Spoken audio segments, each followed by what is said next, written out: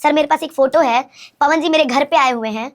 पर्दे के पीछे वाला चेहरा अलग होता है, गाली गलौज कर देना, कभी कुछ कह देना। भोजपुरी इंडस्ट्री की एक ऐसी सिंगर जिसके रिश्ता को लेकर पूरे सोशल मीडिया पे चर्चा है। अगर किसी बात को एक दूसरे के पास पहुंचाना है तो वो पहुंचाया जाता है इंटरव्यू के जरिए। एक ऐसे ही इंटरव्यू अनुपमा यादव का सामने आया है जिसमें रो रो कर पवन सिंह और शिव कुमार बिक्कू के रिश्ता के बारे में खुलकर चर्चा की। खैर देखते हैं इस वीडियो में, उससे पहले चैनल को सब्सक्राइब जरूर कर लेना। तो देखो, अनुपमा यादव और बिक्कू का रिश्ता तो पूरा सोशल मीडिया जग जाहिर है कि इन दोनों के बीच में क्या कब चलता है, पल पल की अपडेट मिलती रहती है। लेकिन पवन सिंह को लेकर एक बड़ा खुलासा किया है कि बिक्कू और अनुपमा यादव का रिश्ता तब टूटा जब बिक्कू को पवन सिंह को लेकर शक होने लगा। बिक्कू पवन जी के बगल में बैठ करके फोटो खिंचा रहा है, तभी तुम क्यों नहीं मेरा रिश्ता उनसे पूछ लिए। तो अनुपमा यादव की इस इंटरव्यू से ये क्लियर हो गया कि बिक्कू को पवन सिंह को लेकर ज्यादा दिक्कत होने लगी। उसके बाद अनुपमा यादव और शिव कुमार बिक्कू का रिश्ता टूट गया।